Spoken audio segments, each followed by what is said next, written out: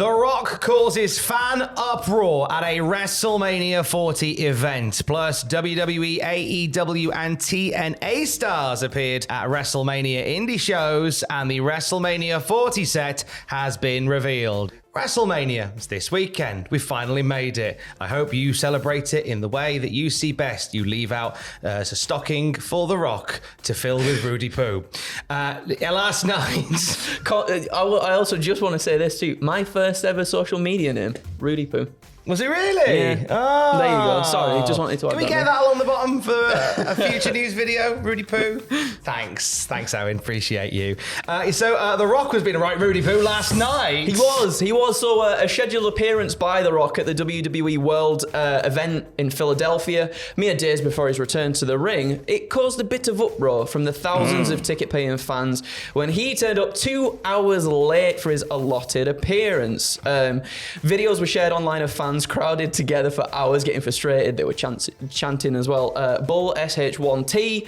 However, when he did eventually grace WWE World with his presence, The Rock said he was too busy watching Eagles player Jalen Hurts lose in the playoffs on YouTube. He was a naughty boy for that. There was some also extra naughty boy because he was meant to be on at 4, and there was like a video game event with I think the up down guys. Yep, Greggy afterwards Mills. with Game Over Greggy. Good lad. But that got pushed because The Rock hadn't turned up. And then there's a video, and I think this is in the timeline. There is a video of The Rock in the car park at WWE World, just to buy his car, chilling, already like an hour late.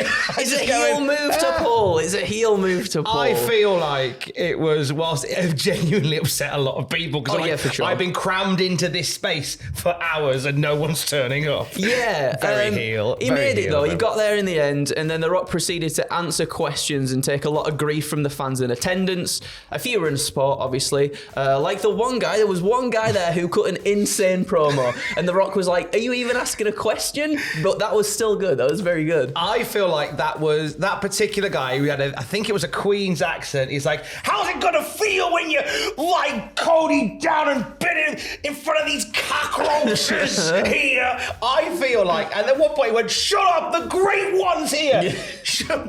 Show some respect. I feel like that was that guy's greatest moment of his entire life. He's been waiting for that moment for so long. He would have had a magnificent Tommy tank when he got home, I tell you what. And some say he's still gooning to this day.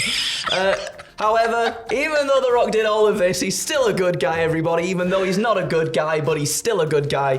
He got a kid on stage to sing "You're Welcome" to him. It was. Do you know what? With all these clips, obviously you see these clips taken out of context because they're online and everything, but everything about this felt chaotic as anything.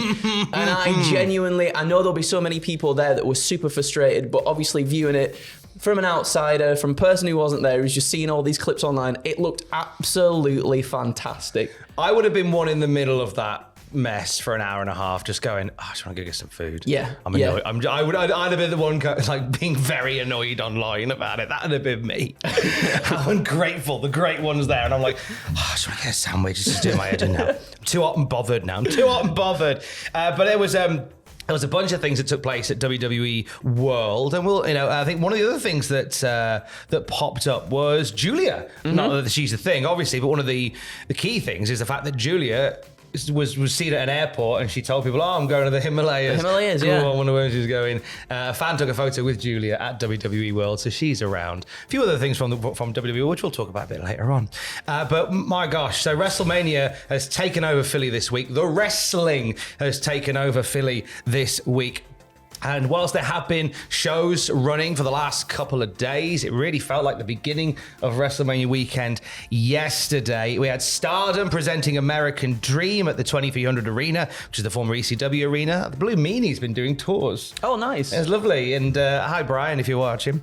A trios match was on the card for Stardom, which featured Tam Nakano, Mayu Iwatani, and Momo Kogo beating Club Venus, reunited Club Venus. Mina Shirakawa, Mariah May from AEW, and TNA's Zaya Brookside. And at the end of that match, who should come out but AEW Women's World Champion, Timeless Toni Storm. She literally gave Mariah May her flowers. Which she very well deserves as well. Very much deserved. And then addressed Mina Shirakawa and said, remember, ladies, the forbidden door is always open. It's happening, isn't it? It certainly It's is. happening, yeah. Meine Freunde.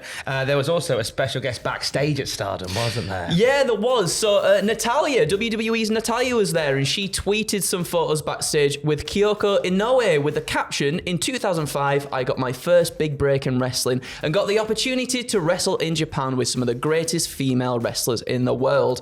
I was lucky enough to work with and compete against the one and only Kyoko Inoue. It's been almost 20 years since I've last seen her. After we wrestled, she gave me a pair of shoes as a gift, and I've saved them, and they're one of my most valuable possessions. I'll never forget how much she helped me in those early years. I'm so happy we got to meet again today, Kyoko. I love you. I love that. It's just a big mash of wrestlers loving one another. It's lovely. Well, it could be. It depends how the rest of the weekend goes. But not all love lost, though. I mean, there could be a potentially awkward meeting because we know that former Stardom boss, the founder of Stardom, Rossi Ogawa, is in Philly. He was snapped with Piper Niven. That's done the rounds on socials. He's due to launch a new wrestling promotion alongside ex-Stardom named Julia, who was spotted, as we say, at WWE World. There's a lot of rumor and innuendo that she could end up on NXT Stand and Deliver. Yes, I think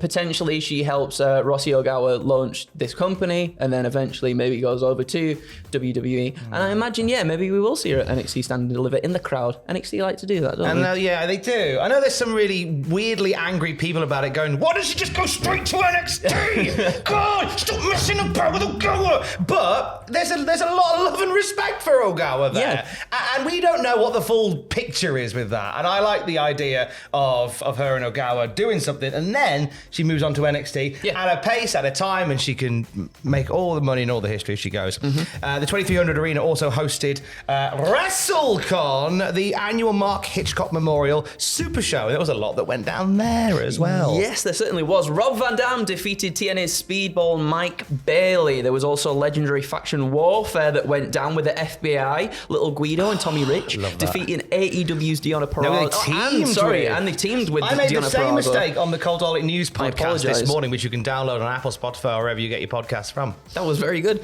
They defeated WWC and Los Boricuas, represented by Savio Vega and the children of Miguel Perez, Miguel Jr. and Natalia.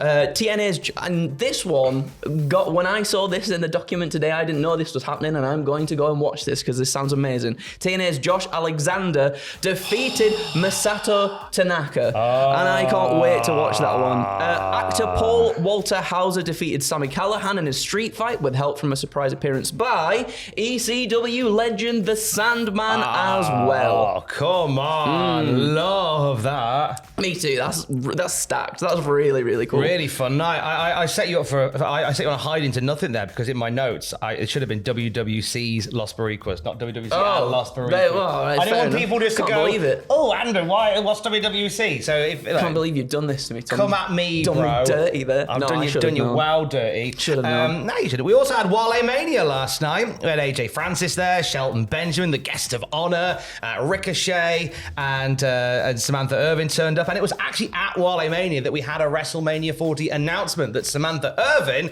is going to be ring announcing the entire weekend. Yay! Yes! She even played some Yaz flute last night as well. She did. Oh, there's a fantastic moment where they had the Razor Ramon music. She played the flute and sang over the top of it. So good. She's just amazing. She is amazing. She can do it all, can't she? She's brilliant. Trevor, you look, put a ring on it. Better do. Seriously, she's brilliant. Love her work, love her work. Don't put a ring on it and just be happy. That's mainly the thing. That's mainly the thing. Later that day, GCW presented Josh Barnett's Bloodsport. Shayna Baszler, WWE's own Shayna Baszler, defeated TNA's Masha Slamovich. Good match. Really, really good match. More of this Shayna, please, in WWE. Yeah, more definitely. of this. Another match between the two as well, because it was bloody good. It was really bloody good. sport good. We had Shayna seconded by Zoe Stark, and we had Masha seconded by the TNA Knockouts World Champion, Jordan Grace. A brutal barrage of stomps was what led to the end of this match. And it done off, as you rightly said, it tickles the taste buds. It does. For us to go around all over again. But wait, there's more. There is more. Let me tell you, right? So the plan was for Shayna to be the first WWE star to set foot in a Bloodsport ring. However, she got beaten to it about half an hour before by a surprise combatant in NXT's Charlie Dempsey. Charlie beat Matt Makowski in a well-received battle in a double wristlock submission. Yeah, kept it dead simple, that one, but that was a nice little surprise seeing Yeah. Charlie Dempsey there. He's so good. He's so good. He gels well with everybody he's in the ring with. He's got it all. He gets it from his daddy, doesn't he? He gets it. Do you know gets what? it from his daddy. He's got the genes of William Regal, not the Wranglers. And the naughty looks boy. of Pete Dunne. The looks of Pete Dunne, but he's got a Daniel Bryan / Bryan Danielson energy that I Yes. think if you absolutely hone this guy and target him right, he's gonna shoot right off into the sun. Yes, boy. Yes, boy. I hope so. Anyway, right? It was also reported by Fightful Select that CM Punk, Nia Jax, Tegan Nox, Caden Carter, and Karrion Kross all attended Bloodsport. I believe also Braun Strowman. There's videos online of Braun Strowman there too, cheering Shayna on as well. As well as WWE President Nick Khan, and a photo of Nick and GCW boss Brett Lauderdale was shared on Twitter too. Nick Khan was handing Brett Lauderdale some cease and desists, going, "You've just ripped off Raw Underground." I'm joking, that didn't happen. Nick Khan loves a bit of Bloodsport. Other highlights from Bloodsport: we saw Nick Nemeth beat his TNA colleague Speedball Bailey in his Bloodsport debut. Cheers for that, Nick. Pablo's crying. Pablo and Speedball Bailey are best friends after Bailey I stayed saw in my the house. photos, yeah. God love her. And Vader Scott as well. They both love the boy. Ring of Honor's Marina Shafir won a one-night 4-woman tournament over Lindsay Snow, Lady Frost, and Janai Kai. Lady Frost, first time in that environment, and I thought she killed it. I thought she was great. I haven't seen that one yet, so I'm looking forward to seeing it. Okay, Newcastle's own Lou Nixon. Go on, the Geordie Judas. He made his Bloodsport debut. Fell short of beating Eric Hammer, who is now 5-0 at Bloodsport, but ever so proud of our Geordie boy. Well He done. looked brilliant in there. Well done. More of that, please. Minoru Suzuki looked like he was on a busman's holiday. He had a lovely time just clattering Royce Isaacs for a little bit. And then Josh Barnett KO'd John Hennigan, Johnny TV, Johnny Bloodsport as he is now, before revealing that Bloodsport will be held once again on June 22nd in Sumo Hall in Tokyo, Japan. Awesome. Looking forward to it. Give us that one. Yeah. Thank you. Obviously, this is a longer news video than normal because it's WrestleMania weekend and loads of stuff happened. And I know there's some other great bits that we missed out from there. I know that there was some real fun shenanigans from DDT, as there always is. There was numerous other shows as well. I know Progress have been over there. We know that Effie's Big Gay Brunch as well. Let me know some highlights from yesterday and the week that we've not mentioned in the comments down there, because the more that we can consume this week, the better. Now, and the big thing from yesterday, in terms of the WWE side of things, outside of The Rock causing a right load of noise, was this set reveal for WrestleMania 40. Yeah, it looks really nice. It looks really, really cool. And there it is. We saw the Ninja Kids, I believe, some YouTube stars. Some YouTubers. Doing some nice flips and everything. And they do a backflip into a split. The fireworks go off and it reveals the set. It's very nice. For those who have asked, yes, they did approach Andrew and I initially. But when we did the medical and we tried to do the acrobatic bit, I know I tore a quad in the back. I lost my penis. You did lose your when penis. I tried to do the splits. Have you found it yet? Nope. Still looking. If so, check under the ring during WrestleMania. It's hard to find. You won't be able to see it. It's fine. It's fine. Don't worry. Enjoy your weekend. I lost mine as well, but you'll need a microscope to find it. or a magnifying glass, either or. Yeah, I like it. It's simple. It's effective. Big fan of it, actually. Yes. I'm ready for WrestleMania. Can't wait. Are you got a busy weekend ahead with Adam Pacitti? Yeah, we sure do. So obviously Pictures is already out. Predictions went up yesterday. You can go check that out with myself and Adam will be doing actually the Go Home Friday SmackDown show tonight. YouTube.com/Cultaholic/live. So check that out. On that same link, we will be back tomorrow for WrestleMania Night 1 live reactions, WrestleMania Night 2 live reactions, and also the Raw After Mania live reactions too. So check all those out. We've got WTF, we've got newsies, we've got what happened at, all the good stuff, all the fun of the fair. What have you got going on, bud? Well, tomorrow it is the final part of Roads to WrestleMania on the Cultaholic podcast feed. Myself, Fraser Porter, and Aidan Gibbons have been chronicling the entire story of Cody Rhodes from the very beginning to that meeting in a Waffle House with his dad where he said, I want to be a wrestler, right up to the main event of WrestleMania 40. This whole thing is so far going to end up being about 9 hours long in length. So, but part 4 tomorrow, and then on Sunday, we swapped days for it. The Cultaholic Classic SmackDown review with myself and Matthew Gregg is here this weekend, but because we want to get the Roads to WrestleMania out before WrestleMania begins proper, that's going out on Saturday, and then the SmackDown review is on the Sunday. Oh, and also not to forget, on Saturday live on Twitch, Ross and Jack will be doing the live reaction to NXT Stand and Deliver as well. So look forward to that. Twitch.tv/Cultaholic. And of course, for the latest wrestling news throughout WrestleMania weekend, you can check out Cultaholic.com. Keys. Love you, bye.